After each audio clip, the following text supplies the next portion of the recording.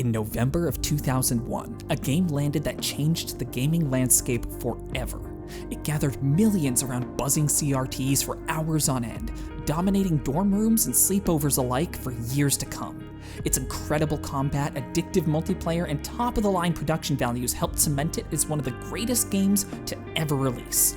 I played a lot of games around that time in my life, but perhaps none meant as much to me as... Me! Yeah, I was a Nintendo kid.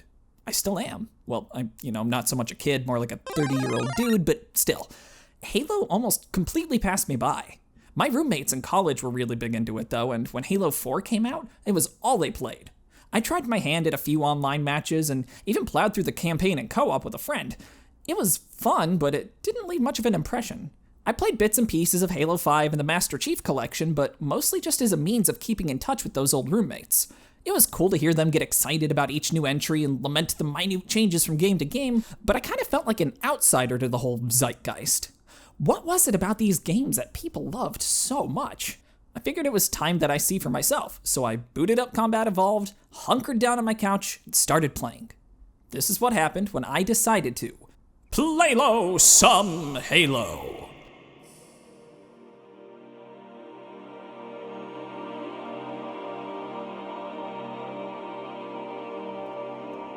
The story involves a player character and brooding grumpy pants, Master Chief, partnering up with his mysteriously nude AI companion Cortana to journey across Halo. They just kind of land there by happenstance unless I'm missing something, and it just so happens to be a massively important galaxy-destroying weapon. The Covenant, aliens who suck real bad, are also there. They want to use Halo for its aforementioned galaxy-ending potential, but they end up finding just a metric fuck ton of zombies while they're at it. They're called the Flood, and they hate everyone. A floating sphere named 343 Guilty Spark, which absolutely sounds like a Kingdom Hearts spinoff, activates Halo's defense systems to try to get rid of the Flood and tasks you with helping him, but forgets the tiny detail that his plan is to eradicate all life in the galaxy. This makes Master Chief understandably fussy, and he vents his frustration by blowing up Halo.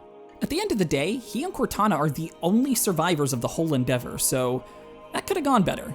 I feel like I got the bad ending in a game with only one, like I did a genocide run through Halo or something. For what it is, the story isn't bad. I do kind of wish that they knew how important Halo was and then decided to go there instead of just happening upon it. I'm also completely in the dark as to why they had a mysterious super soldier aboard the Pillar of Autumn just hanging out in cryosleep. They're in the middle of an active war with the Covenant. Would he not be useful? This seems like the kind of thing that they'll sort of retcon in future entries to make them more deliberate, like, oh, Cortana had the coordinates for Halo in her subconscious and steered the ship there by instinct or some other shit.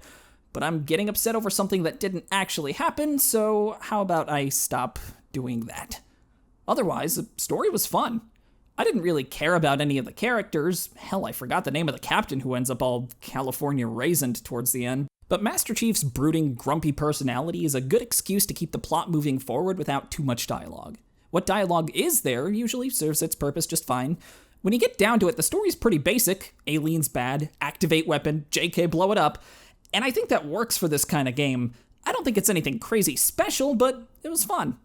The gameplay fares a bit better in my opinion.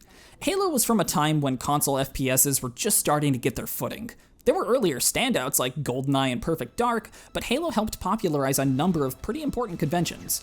While it may not have invented them, dual-stick aiming, regenerating health, and not being able to hold every weapon at once helped differentiate Halo and characterized its gameplay. They've since become commonplace, but their implementation here is so solid that it's easy to see why they became the standard for a while. I think the way health is handled is of particular note. You've got your standard health that goes down whenever you're hit and can only be refilled by picking up health packs, but you've also got shields that regenerate after a few seconds of not being hit. It does a pretty good job of keeping the tension of standard health systems and the relief of finally finding a health pack without ever leaving you feeling totally defenseless. That being said, it's not a perfect solution. A lot of the time it feels like the right answer to being pinned down is to just hide somewhere till your shields are back up. Compared to something like Dune 2016, where you were incentivized to constantly be moving forward by rewarding your carnage with health and ammo, Halo's system can feel kinda passive. Okay, so we've covered what happens when you get shot, but what about when you're the one actually doing the shooting? It's pretty fun. There's a decent variety of weapons, including standouts like an extremely versatile pistol and a meaty shotgun. Alien weapons like the plasma pistol, needler, and plasma rifle are all pretty interesting, but they don't have the same satisfying visual feedback as some of the more traditional weapons.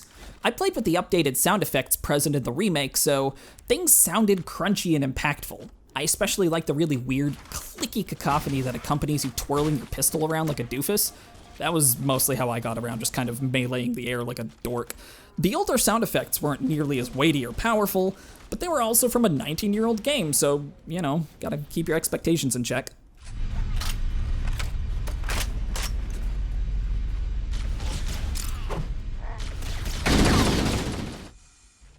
As was standard at the time, there's no sprint, and you can't aim down the sights with most weapons. The only time that ever really bothered me was when I instinctively pressed down the left trigger to aim out of habit, only to throw a grenade and promptly die for my sins. It isn't the game's fault that I'm a big old dumb idiot, as convenient as that would be. Otherwise, gunplay feels responsive, quick, and thanks in part to an extremely generous aim assist, empowering. It really made me feel like Master Chief, feeling like Spider-Man. It felt like I was controlling a super soldier, armored like a tank and capable of wreaking absolute havoc. I played on normal because I'm real bad at shooters, and even then I'll admit that I didn't get through unscathed. The difficulty, at least for my skill level, felt spot on, save for a few weird one-hit kill scenarios.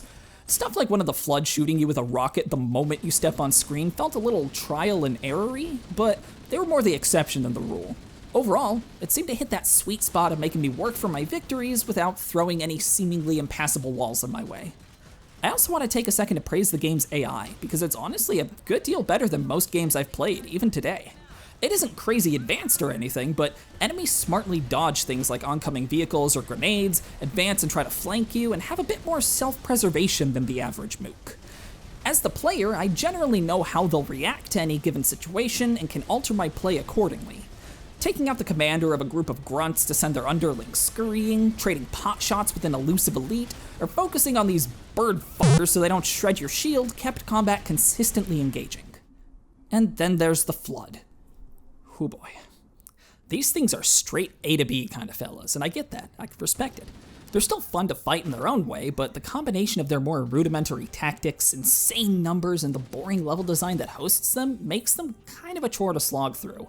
They started off as a refreshing change of pace, but ended up dominating the rest of the campaign. For all its exciting combat and memorable moments, Halo is not a well-paced game. It constantly falls into the Monster Closet school of design, just throwing you into a room with seemingly endless enemy spawns. Once you finally clear it out, you move on to the next room and just do it again. I'm actually kind of surprised I haven't heard this before, but man, this game's level design is rough. The unique vehicles and clever enemies play best in big, open areas like you see pretty early on in the game, at least in my opinion. Past the first third or so, it devolves into an endless procession of hallways and empty rooms. What's worse, these areas in particular are copied and pasted over and over and over, just leading to stretches of gameplay hours long that are mind-numbingly repetitive.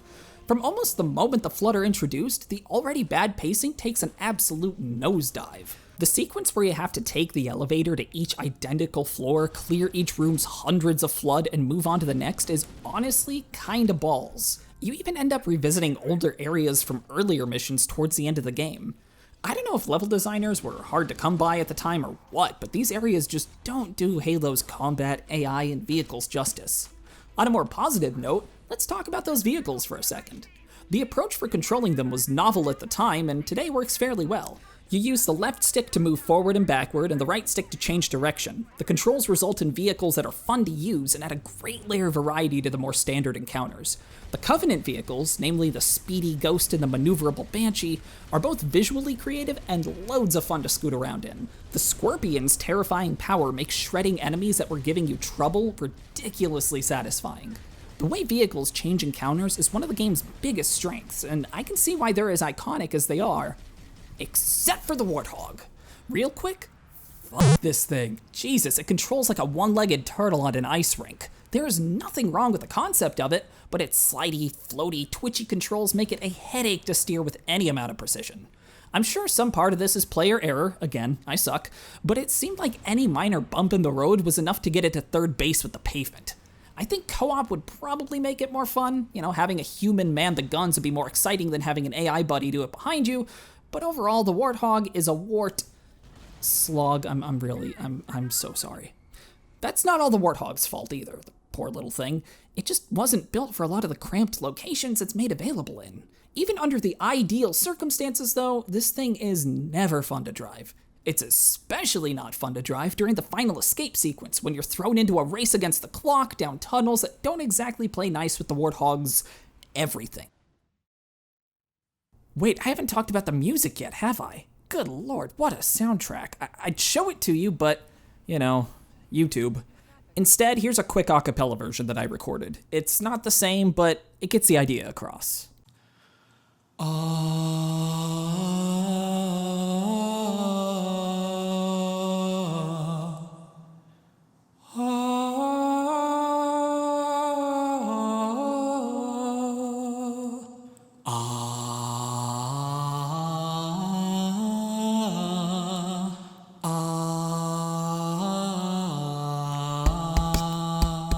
It's so beautiful and stirring and different.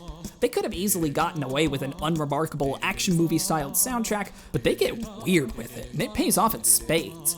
I haven't stopped humming bits and pieces, especially the incredible main theme, since I booted it up. Eagle-eyed viewers with eagle ears may have noticed that I've mostly left out a pretty key component of the package. What about the multiplayer? Especially in the later entries, the term is synonymous with Halo. For this video, I want to focus on the campaign. This is completely debatable, but I weirdly kind of feel like playing this game online in 2020 doesn't feel true to the original vibe of the game. I'll put more of a focus on the online component of the other games moving forward, but I feel like Combat Evolved in particular was built to be played within punching range of a pizza-saturated buddy. That being said, I recognize how important it is to both this entry and Halo as a whole, so I should touch on it briefly. There's a healthy smattering of modes, from the expected Slayer and Capture the Flag to the oddball. It's no surprise that Halo works well in multiplayer. The campaign's sandbox design, fun weaponry, and distinct vehicles already feel tailor-made for it. This entry was originally split-screen and LAN only, but future releases like the PC version, Anniversary, and finally the port of that in the Master Chief Collection all supported online multiplayer. That last statement needs a little bit of clarification because the Xbox 360 release of Halo Anniversary had online multiplayer, but not Halo 1's multiplayer online? Okay, so here's what it actually had. A few maps from Halo 1 remade in Halo Reach's engine and then slapped onto the disc. It's a weird way of doing things, but it's what they did. A ton of the staples of Halo multiplayer have been there since the beginning. The iconic announcer, surprisingly robust options, and the aforementioned healthy selection of modes makes this a pretty great multiplayer package, especially for the time. There's also full campaign co-op, and after having beaten it solo, it feels like it was built with a buddy in mind. Vehicles that give each person something to do, open areas where you won't get in each other's way, and endless monster closets all make the prospect of a helping hand extremely enticing. If I had this game growing up, there's no doubt that it would have been my preferred way to play and swallowed up many a Saturday night. It was a really interesting experience going into Combat Evolved somewhat blind. For as frustrating as parts of it could be, I had a really good time. All these years later, and it still holds up pretty well in my book. I even feel a kind of residual nostalgia for it, despite never having played it before last week. For as fun as it is, though, there's some obvious room for improvement. I hope that at the end of the day, a majority of the issues I have with the game will probably be seen as growing pains. A lot of first games and series are still working out the kinks, figuring out what makes them fun and solidifying their identities. Franchises like Sly Cooper, Super Smash Bros., Ratchet & Clank, Sonic, and plenty more take a solid first entry and really make it something special with a fantastic follow-up. Without having played Halo 2, that's my hope, that it irons out the uninspired level design, wonky Warthog controls, and mindless repetition to make a game that does the satisfying gunplay, impressive AI, and fun alien vehicles justice. Guess I'll just have to wait and see. And that is my first video, at least like this. Hope you enjoyed it. I've always wanted to try out this kind of thing, just haven't sat down and done it until now. I was thinking of moving on to Halo 2 for my next video, but if there's something in particular you'd rather see, let me know. I play just about everything and anything, so I'm open to suggestions. Especially if those suggestions are for Pen Pen Triicelon on the Sega Dreamcast. That shit's my jam.